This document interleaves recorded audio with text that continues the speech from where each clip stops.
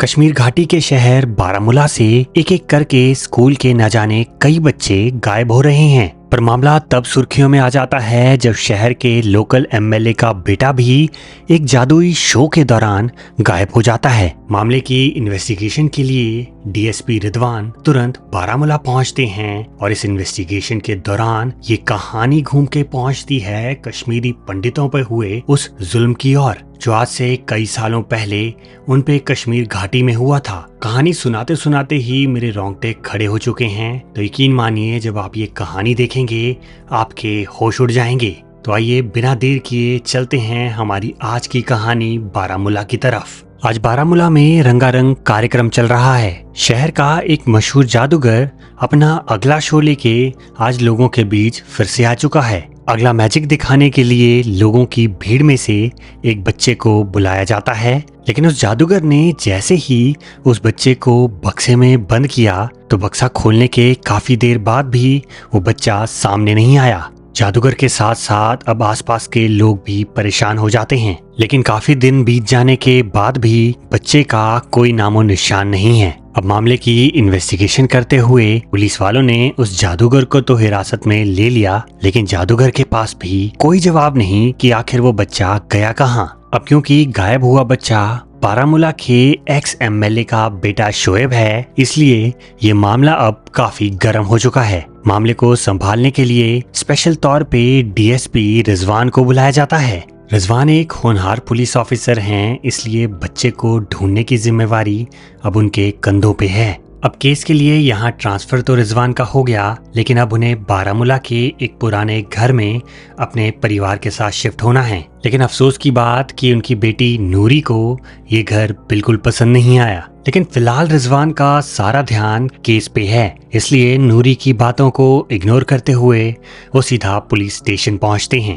Police station में उस जादूगर से पूछताछ करने पे रिजवान को एहसास होता है कि ये आदमी झूठ नहीं बोल रहा। वो अपनी टीम को बताता है कि शोएब को गायब करने में इस जादूगर का मुझे कोई हाथ नहीं लगता। हमें इस मामले की और ज्यादा इन्वेस्टिगेशन करनी पड़ेगी। लेकिन वहीं दूसरी तरफ रिजवान के घर में उसके परिवार के साथ अजीब अजीब घटनाएं होने लगी हैं। एक दिन अचानक रिजवान की बेटी नूरी देखती है कि उनके घर में काम करने वाले इकबाल चाचा चुपचाप थाली में एक खाना लेके दूसरे कमरे में रख देते हैं। ये खाना किसके लिए है ये किसी को नहीं पता, लेकिन उस कमरे में पहुंचने पे नूरी को एहसास होता है कि इस कमरे में कोई कुत्ता रह रहा है। दूसरी तरफ नूरी के भाई अयान को घर के एक कोने में एक बक्सा मिला। बक्से में बहुत ही सुंदर सुंदर छोटे छोटे शंख हैं। ये शंख किसके हैं और ये बक्सा वहां कैसे पहुंचा ये तो अयान को नहीं पता, लेकिन बक्सा खोलते ही अचानक अयान को अपने आसपास एक बच्चे का एहसास हुआ। वहीं इन बच्चों के साथ साथ रिजवान की पत्नी को घर में अजीब अजीब तरह की आवाजें सुनाई दे रही हैं। पर रिजवान तो केस में काफी बिजी है और अपने घर पे होने वाली ये छोटी छोटी घटनाओं पे वो ध्यान ही नहीं दे पाता। वो अपनी पत्नी और बच्चों को कहता है कि ये सब तुम्हारा वहम है। हम इस घर में नए नए शिफ्ट हुए हैं तो शायद तुम्हें कुछ अजीब लग रहा हो। थोड़ा टाइम दो, सब ठीक हो जाएगा। इसी बीच रिजवान को खबर मिलती है कि शहर से फैजल नाम का एक और बच्चा गायब हो चुका है। और फिर थोड़ी सी जांच पड़ताल के बाद सामने आता है कि ये गायब हुआ नया बच्चा शोएब के ही स्कूल में पढ़ता था। और फिर पुलिस के इन्फॉर्मर्स रिजवान को कहते हैं कि कल शाम एक प्रोटेस्ट के दौरान इस बच्चे को वहां पुलिस पे पत्थरबाजी करते हुए भी देखा गया था। अब क्योंकि इस गायब हुए बच्चे का नाम पत्थरबाजी से जुड़ गया है, इसलिए उस एरिया के सारे पत्थरबाजों की धरपकड़ शुरू हो जाती है। उन पत्थरबाजों का एक लोकल लीडर भी है जिसका पीछा करते करते पुलिस वालों की उससे मुठभेड़ हो जाती है। मुठभेड़ में वो लीडर तो मर गया, लेकिन रिजवान और उसकी टीम के हाथों एक पेन ड्राइव लगती है। रिजवान को इस पेन ड्राइव में भाईजान नाम के एक लोकल टेररिस्ट लीडर की वॉइस क्लिप मिलती है। उस ऑडियो रिकॉर्डिंग में वो भाईजान नाम का टेररिस्ट लीडर एक कोड के जरिए अपने बाकी लोकल टेररिस्ट को बता रहा है कि उन्हें कौन कौन सा बच्चा कहां कहां से उठाना है। उस कोड को क्रैक करने के बाद रिजवान को समझ आता है कि आतंकवादी एक एक करके उस स्कूल से छोटे मासूम बच्चों को उठा रहे हैं। पर इससे पहले कि रिजवान इन आतंकवादियों के पीछे लग पाता, उसे खबर मिलती है कि उसकी खुद की बेटी नूरी उनके घर से गायब हो चुकी है। नूरी की माँ का रो रो के बुरा हाल है और नूरी का फोन भी कहीं नहीं मिल रहा। इतने में रिजवान के घर पे काम करने वाले वो इकबाल चाचा बताते हैं कि उन्होंने परसों शाम नूरी को एक लोकल लड़के के साथ देखा था। रिजवान तुरंत उस खालिद नाम के लड़के को पकड़ के पुलिस कस्टडी में ले आता है। खालिद से थोड़ी सख्त पूछताछ के बाद उन्हें पता चलता है कि खालिद लोकल आतंकवादियों के साथ मिला हुआ है। दरअसल खालिद और उस एरिया का लोकल कमांडर जुनैद एक भाईजान नाम के सीनियर आतंकवादी लीडर के लिए काम करते हैं। खालिद और जुनैद का काम है लोकल बच्चों का माइंड वॉश करके उनके दिमाग में इस्लाम नाम का जहर भर देना, जिससे वो बिल्कुल कट्टर बन जाएं और सारे हिंदुस्तानियों के खिलाफ हथियार उठा लें। इसके बाद इन सारे छोटे छोटे बच्चों को बॉर्डर पार पाकिस्तान ट्रेनिंग के लिए भेजा जाता था और इसी खालिद ने नूरी के साथ भी दोस्ती करके उसका भी माइंड वॉश कर दिया था। धर्म का जहर नूरी के दिमाग में भर के खालिद ने उसे भी आतंकवादियों के साथ मिला दिया था। लेकिन रिजवान को हैरान करते हुए खालिद कहता है कि हाँ, ये बात सच है कि हम लोगों का प्लान बच्चों को उठा के बॉर्डर पार भेजना था, पर हमारा ये प्लान तो कभी सक्सेसफुल हो ही नहीं पाया। भाईजान हमें उन बच्चों को उठाने के ऑर्डर्स दिया करते थे, पर हमने कभी भाईजान को ना ही देखा, ना ही हमें पता है कि वो हैं कौन। पहले शोएब और फिर फैजल, इन दोनों को उठाने से पहले ही किसी और ने गायब कर दिया।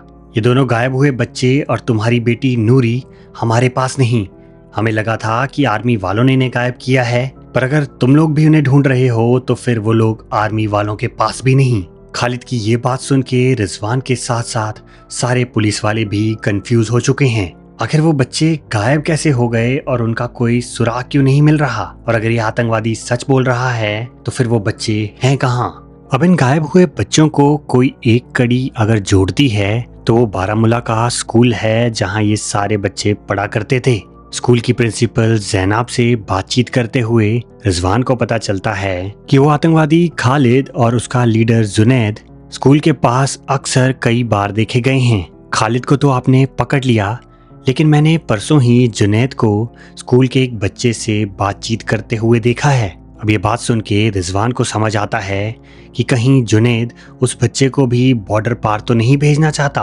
बच्चे का तुरंत पता लगा के रिजवान उसका पीछा करता है, लेकिन बॉर्डर पार करने से पहले ही रिजवान उसके पास पहुंच गया। पर नफरत और धर्म का जहर इस बच्चे के दिमाग में इस हद तक घुस चुका है कि ये रिजवान के साथ नहीं जाना चाहता। और फिर इसी बीच कुछ ऐसा होता है जिसे देख के रिजवान की आंखें फटी की फटी रह जाती हैं। एक अजीब सी परछाई पेड़ के बीचों बीच से निकलती है और उस बच्चे को अपने अंदर समा के वहां से गायब कर देती है। अपनी आंखों के सामने ये नजारा घटता देख रिजवान पागल हो चुका है।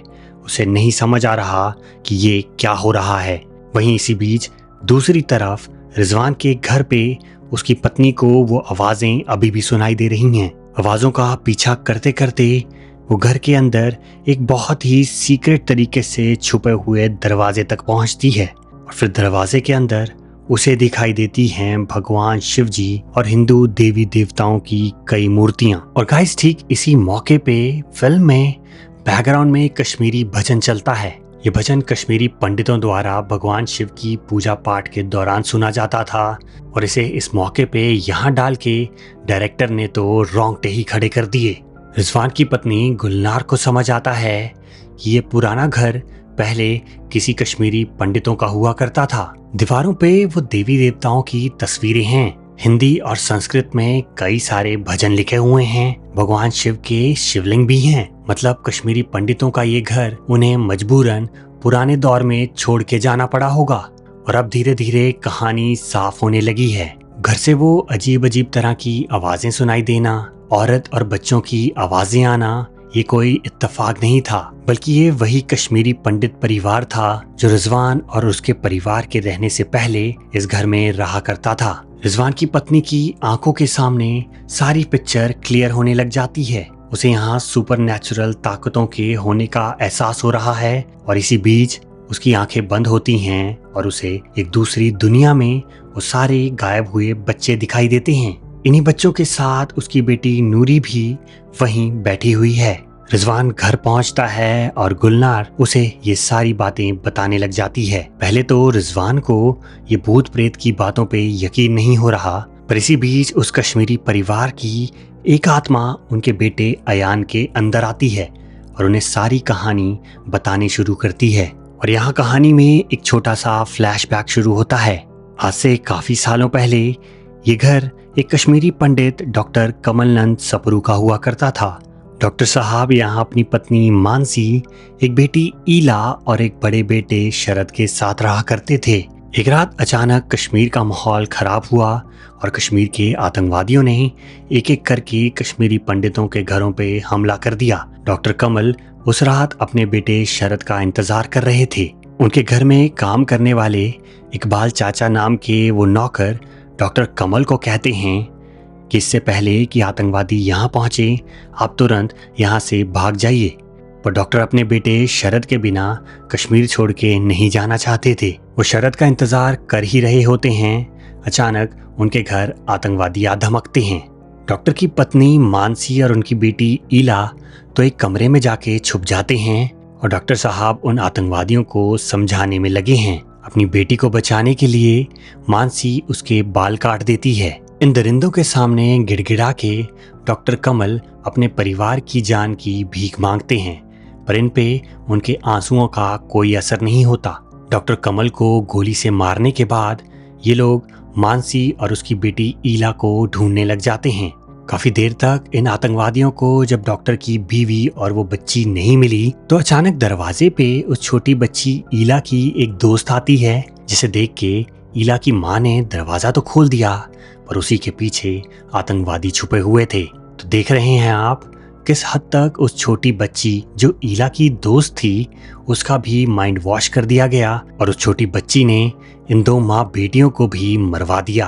अब ये सारा फ्लैशबैक डॉक्टर रिजवान और उनकी पत्नी की आंखों के सामने चलता है। फिर वो आत्मा उन्हें बताती है कि जिस तरह उस छोटी बच्ची ने हमें धोखा देके मरवा दिया, उसी तरह घाटी के कई बच्चों के दिमाग के अंदर ये नफरत का बीज इन आतंकवादियों ने बोया है। हमने उन बच्चों को गायब करके एक सुरक्षित जगह पे भेज दिया, इसीलिए तुम लोगों को उन्हीं बच्चों की किडनैपिंग की खबर दिखाई देती है जिन बच्चों का माइंड वॉश हो चुका है या फिर जो आतंकवादी बनने के लिए तैयार हैं। मतलब उन बच्चों को गायब करने में सुपरनैचुरल ताकतों का हाथ था। रिजवान को अपने कानों पे यकीन नहीं हो रहा कि वो आखिर क्या सुन रहा है, पर सबूत सारे उसके सामने हैं और उसे इन सुपरनैचुरल ताकतों का यकीन करना ही होगा। इसी बीच रिजवान के घर पे उस स्कूल की प्रिंसिपल जैनब पहुंचती हैं। जैनब रिजवान के पास आतंकवादियों की इंफॉर्मेशन लेके आई हैं, पर इससे पहले कि रिजवान के पास इंफॉर्मेशन पहुंच पाती, उस एरिया का वो कमांडर अपने बाकी साथियों के साथ मिलके रिजवान के घर पे हमला कर देता है। पूरे घर पे गोलियां चलने लगती हैं और रिजवान अपने परिवार को बचाने की कोशिश कर रहा है, लेकिन कुछ ही देर में ये आतंकवादी रिजवान पे भारी पड़ने लग जाते हैं और जैसे ही लग रहा होता है कि रिजवान के परिवार का अंत होने ही वाला है, उस कश्मीरी परिवार में से एक औरत की आत्मा रिजवान की पत्नी के अंदर आ चुकी है। रिजवान की मदद करते हुए वो आतंकवादियों का सफाया करने लग जाती है और एक एक करके उसने कई आतंकवादियों को मार गिराया। पर हैरानी तो तब होती है जब उसी आत्मा ने उस स्कूल की प्रिंसिपल जैनब को भी गोली मार दी। पहले तो रिजवान को समझ नहीं आया कि आखिर इस स्कूल प्रिंसिपल की क्या गलती थी, पर उसका फोन चेक करने पे रिजवान को पता चलता है कि ये स्कूल प्रिंसिपल ही वो भाईजान नाम की सीनियर टेररिस्ट है, जो एक एक करके अपने स्कूल से ही बच्चे गायब करवा के पाकिस्तान भिजवाने का प्लान कर रही थी।